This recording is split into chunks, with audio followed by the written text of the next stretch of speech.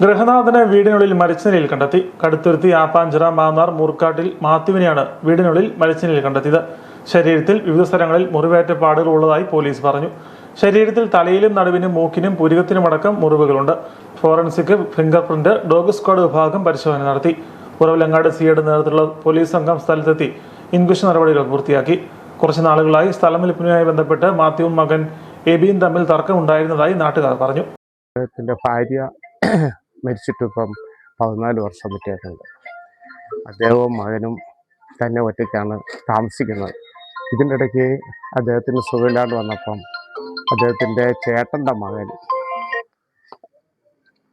കൊണ്ടുപോയി ചികിത്സിക്കുകയും അദ്ദേഹത്തെ 1.5 ആഴ്ചയായി ഇവിടെ ആ ചികിത്സയുടെ കുറവുണ്ടായപ്പോൾ ഇവിടെ കൊണ്ടുവന്നാക്കുകയും മകന് ബിസിനസ് പന്തലിൻ്റെയൊക്കെ പണിയാണ്, അവനത് പോയി ചെയ്യുകയും ഒക്കെ ചെയ്യും. അങ്ങനെയാണ് ഇന്നലെ ഉച്ചയായപ്പം മൂർക്കാട്ടിൽ നിന്ന് തന്നെ എന്നെ വിളിച്ചിട്ട് പറഞ്ഞു, ഞാനൊരു മീറ്റിങ്ങിൻ്റെ അറേഞ്ച്മെൻറ്റ് നടത്തിക്കൊണ്ടിരുന്നപ്പോൾ എന്നെ വിളിച്ചിട്ട് പറഞ്ഞു ഇന്നലെ മാച്ചാൻ മരിച്ചു എന്ന് പറഞ്ഞു.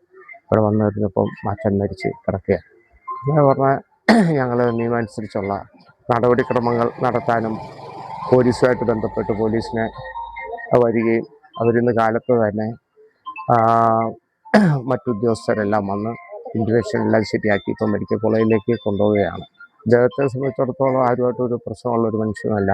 അദ്ദേഹം ഭാര്യ മരിച്ചതിൻ്റെ ദുഃഖങ്ങളും സങ്കടങ്ങളും അപ്പനും മകനും ഉണ്ടായിരുന്നു. ഇതേ തുടർന്ന് ബന്ധുവീട്ടിലായിരുന്ന മാത്യു ഒരാഴ്ച മുൻപാണ് മാന്നാറിലെ വീട്ടിൽ തിരികെ എത്തിയത്.